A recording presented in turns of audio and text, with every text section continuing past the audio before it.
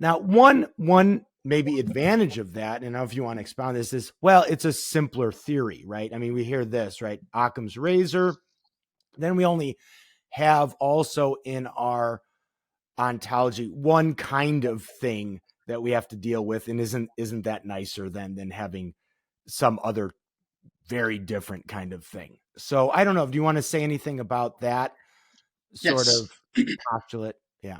Yeah, I have a big reservations when it comes to Occam's razor principle, which has been embraced almost universally among the philosophical Or community. William of Ockham. I Also, don't know if he would have taken, yeah, right, but yeah. right. So in some scientific communities as well. So in general, okay, we can grant that the less kind of complicated, more a straightforward view about something is more preferable than something that's convoluted and unnecessarily complicated with unnecessary uh, overpopulated entities and so on. Okay, let's grant that at the broader level. But look, reality uh, is not contingent on how you expect reality should be like. Look, what actually dictates what should regulate, what kind of conclusion you draw about something, has nothing to do how you expect reality should be like. It's completely independent of whatever you think about that reality. Okay. If reality is complicated in and of itself to begin with, from the get go, so be it. And it's the way it is, and there's nothing you can do about it, right?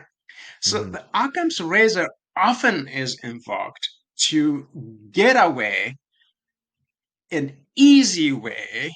Oh, look, mine is neater and Yeah. very precise, and Elegant. I don't have to think about Yeah. consciousness, about phenomenology and the Right. problems that phenomenology poses to me. I can just simply say it's a brain state, and we don't know yet how it is a brain state, but it is. Therefore, let's go ahead and figure how that thing Yeah. is. You see how you can, in a cheap way almost, you can avoid the elephant in the room. Mm. By avoid elephant in the room, you leave the elephant in the room and you pretend that the elephant in the room is out of that room. You pretend because you invoke this law, this principle. Yeah. But the elephant in the room comfortably is there. Yeah. It But then doesn't go you away. you really Really go away. Yeah. comfortably there. You treat the surface level symptoms. It's sort of like touching the tip of the iceberg, but it's submerged underneath.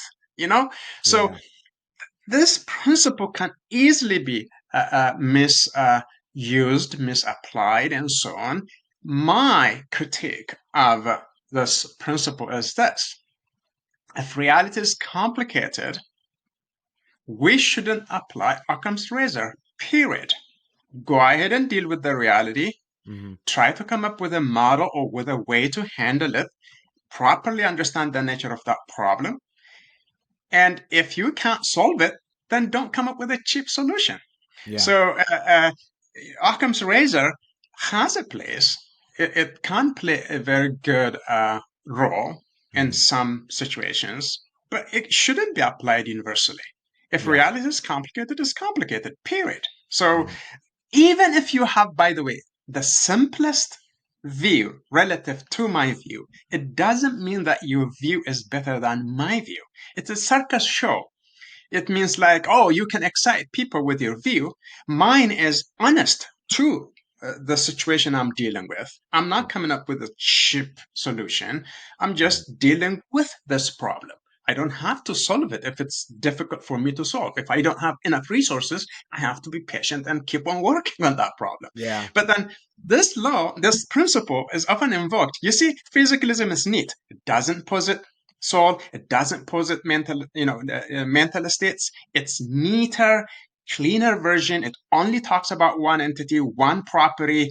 End of the game. You see, Yeah. come to dualism, soul, mental states, brain states, and brain itself. It's just overproduction of this, overpopulating this scene, and so on. Yeah. Therefore, Populating the universe with dualism is very unnecessary. complicated. So Yeah. Right. No, I and don't buy that principle in general. So yeah, well, and I'm always skeptical. It's because it seems to be such a something that motivates so many, right? It's like that principle is going to it's a bedrock thing, and it's got to determine everything else that you're going to put into your theory. And it just seems so yeah, I anyway, so yeah, I agree with that. So and I just see it used and wielded all the time. And like you said, I think it certainly has its right place. But if it's not doing if your theory is not doing the work of trying to really explain what we are encountering in day to day life, then it's sort of it's being overused or abused, right? Um, if you allow me, for yeah, your listeners, let me give you one very clear example yeah, so okay, that they can good, see. Take phenomenology. Phenomenology is a subjective experience you have. Let's say if you feel pain, pain hurts, and it makes you uncomfortable and so on. How do you actually know that pain hurts? You know pain hurts from your own first person perspective because you can introspect your own internal states.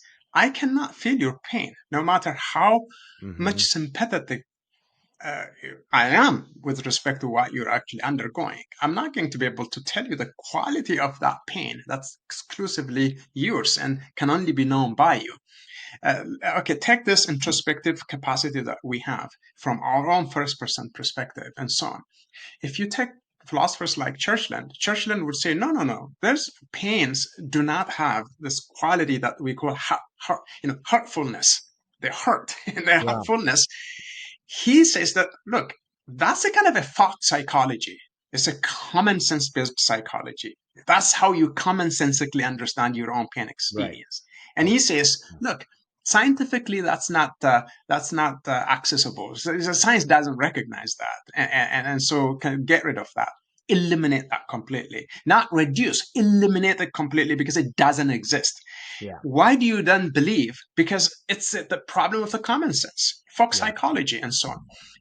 Daniel Dennett also has this yeah, heterophenomenology. It's a methodology where he introduced where you can reduce first person subjective experiences to third person uh, analyses of those experiences. In doing so, you can get rid of the first the person experience, subjective phenomenological experiences and right, hop on this scientifically based analysis of brain states and so on and so forth.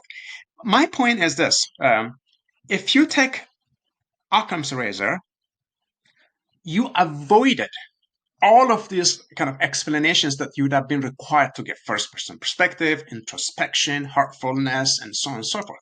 You bypass all of that.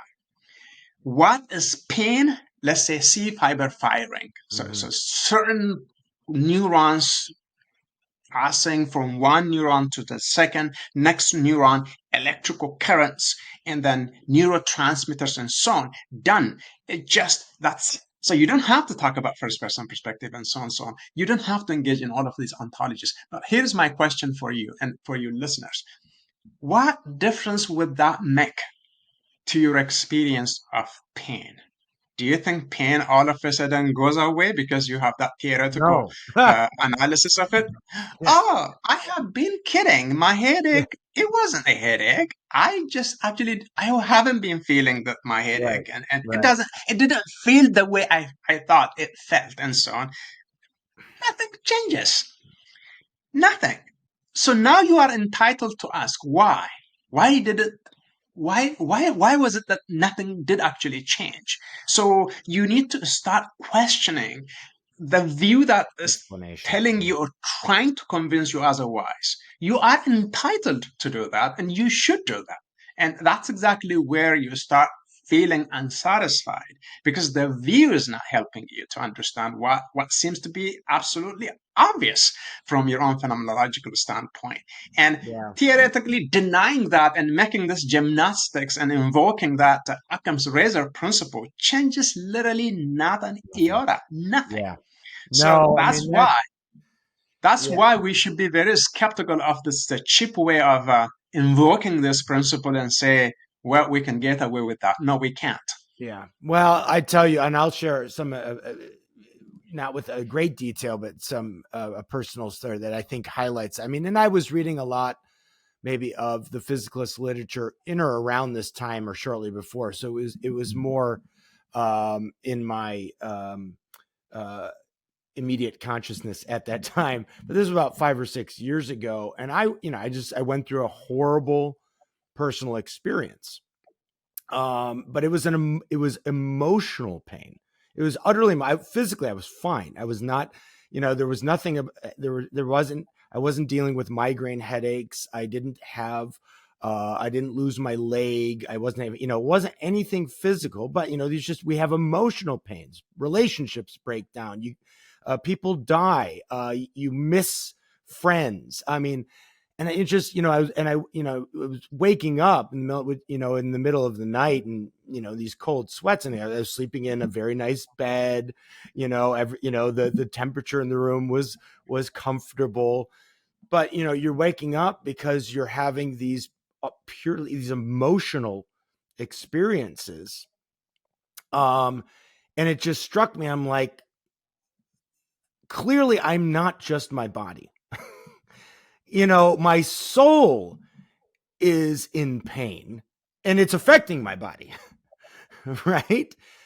And it just, and there was no third person explanation that of my brain states that was going to have any effect on the emotional suffering that I or anybody else who goes through things like that is going to change. Right. You could give me all kinds of descriptions of what my brain is doing in those moments. It's not, once I hear them or become aware of those explanations, it's going to do nothing to stop me from having this intense emotional struggle, or pain. So yeah, it just, anyways, I think we all know that. Like, we all know that.